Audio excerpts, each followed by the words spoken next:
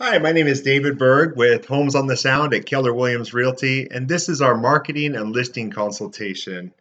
So, I'm going to take you through the steps of what it takes to get your home sold in this market. And right here, we have the Homes on the Sound team. We still have some updates we're doing to this, but this kind of tells how our team is structured. I'm David Berg, I'm the managing broker, and then we have a team of buyers agents, listing agents, and as well as back office support. So basically, there's three things to sell your house. Number one and number two are going to be your responsibility as the seller, and number three is our responsibility as the realtor. So, number one is going to be how your home is priced. We as agents can actually give you an idea of where it should be priced in a market such as this. Now, NAR is the National Association of Realtors, and NAR states statistics for us. We actually pay them quite a bit of money each month, and what they show is if we are priced right, we're going to have offers. If we're having showings and no offers, we're roughly 4 to 6% off. Low showings is roughly 6 to 12% off, and drive-bys only is 12 or more percent off. So what constitutes a low showing is less than 10 showings in 2 weeks, or no showings in 2 weeks means that your home is priced too high.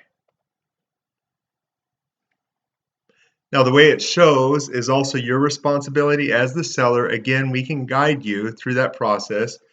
And we do provide professional photographers with the state imaging.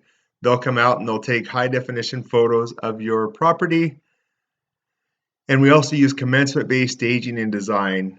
And commencement bay, we pay for the first 2 hours, and then anything above and beyond that is at your expense if you want to rent furniture and additional stuff like that. But a lot of times they can come in and they can give you ideas on what you should do with the furniture you already have.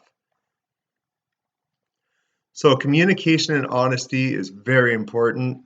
Communication being that if somebody were to come in and tell you that your property had an odor, such as maybe it smelled like a dog or a cat, or perhaps it smelled like cigarette smoke, we'd want to communicate back with you and be very honest and open and let you know that your home smells like dog or cat. And we're not saying that it does, but that's just what we want to make sure that we communicate. We also want to communicate any kind of showing feedback, whether it's something you can change or something you cannot change. Such as if they were to let us know that you had maybe the yard was too small or something like that, we would want to relay that message back to you, and that would be something you couldn't change. However, if you had a pet odor or something like that, that would be something we could remedy, and we'd want to remedy right away. The number three is marketing, and this is our job as the realtor. It's very important that we market your property in as many possible angles that will effectively market as possible. So where buyers found the home they purchased, as of last year, 51% found their home online via the internet, 30% via a real estate agent. That doesn't mean the ones that were on the internet, it doesn't mean that they didn't use a real estate agent, but it means that what it used to be is that we would actually bring homes to people and tell them these are the homes we're going to go see today. And now what ends up happening is the buyers basically bring us a list of homes that they want to go see, and we're strictly just letting them in, and then we negotiate from contract to close. Then 7% via the yard sign and open house sign, 6% friend, relative, or neighbor, 5% home builder or their agent, 2% directly from the seller or someone who knew the seller, and then less than 1% print newspaper advertisement. We don't really use any kind of newspaper advertising anymore because it's a dying way to market now.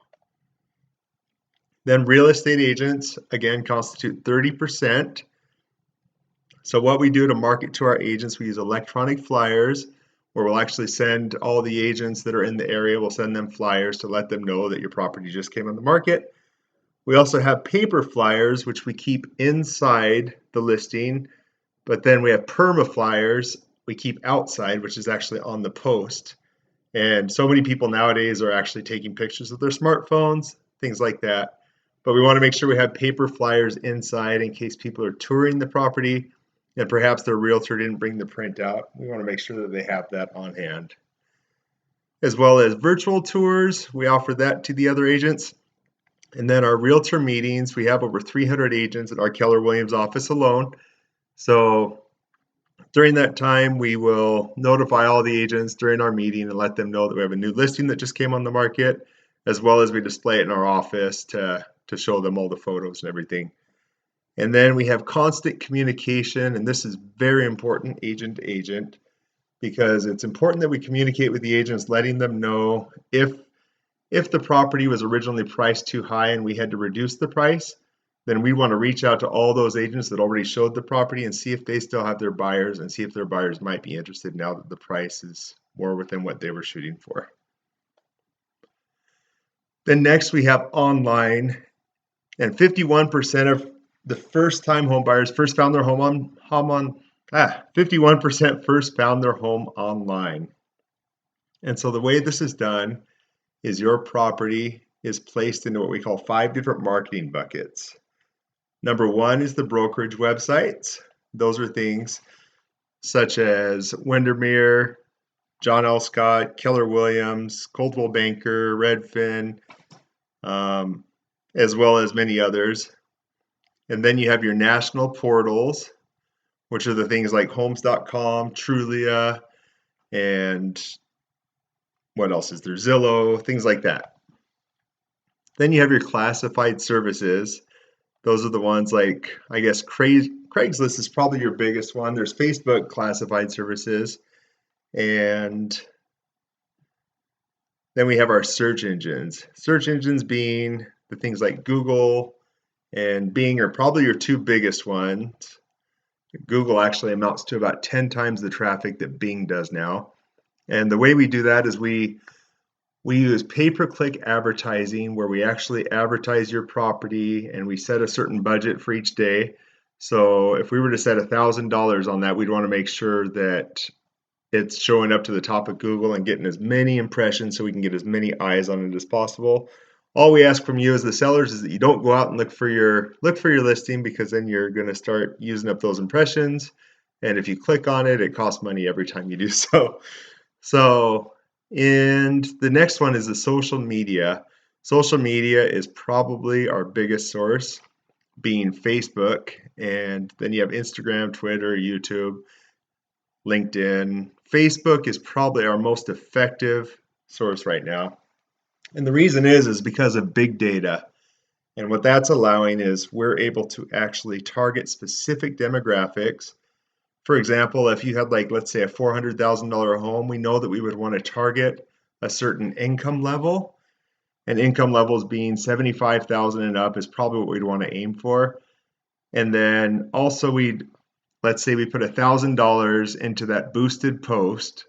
We know that that would amount to about 20,000 eyes seeing your listing, and we would target that very specifically. For example, if you had a certain specific type of house, like one that I can think of right now is perhaps a castle. There's a house that I know that kind of has the looks of a castle. Perhaps we'd want to target like a certain demographic of people, like say people that like the show Game of Thrones or something like that. So there's many ways that we can actually target specific demographics, and we kind of want to think outside the box and get really creative with that, so that we're really targeting the people that we know want to see it. For example, we had a place that actually had a bunker recently, and for that reason we were targeting doomsday preppers, and that was actually pretty effective, and we found a buyer for it that way. So social media is a wonderful way for finding hidden buyers.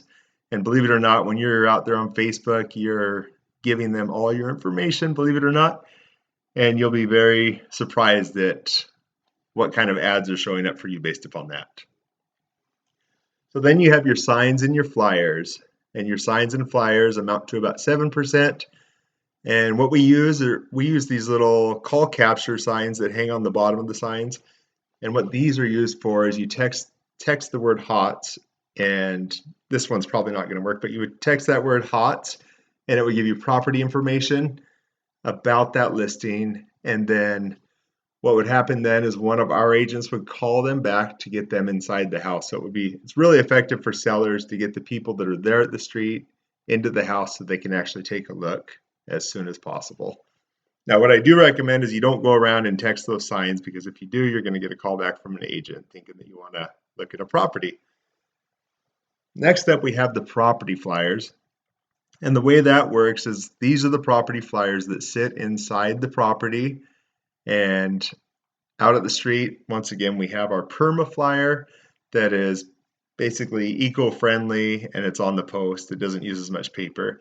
However, we do know that the paper flyers are effective for being inside the house, and open houses love it when they have these to actually walk through and take a look at it and get all the bedrooms, baths, square footage, as well as all the marketing remarks and all the details about the property.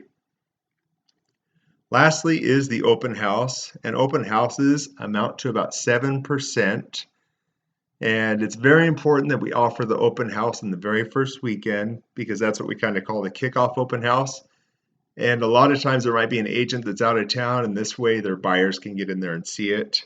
And we try to make sure our listings make it through the first weekend because that's usually when we amount to the most showings taking place on Saturday and sometimes Sunday as well. And having said that, it's very important that the open house is structured in a way that we can drive as much traffic as possible in a short window of time, because we know that the more people we get into the open house during that short period of time, the crowds will actually attract more people. So we want to have a large number of people going through there in a short window of time. And we do aim to have our houses come live on Thursdays for the most part. And the reason is because we really want that to replicate across the internet and be pushed out to all the sites by Saturday morning. So it allows 24 to 48 hours for all the replication to take place. And then our company is called Keller Williams Realty. We're #1 real estate company in the United States by agent count, volume, and closed transactions. And our team is called Homes on the Sound. And my name is David Berg. If you have any questions, feel free to give me a call. My number is 253-234-4289. You can also visit our website, homesonthesound.com, or shoot me an email, david.berg@kw.com. Thanks and have a great day.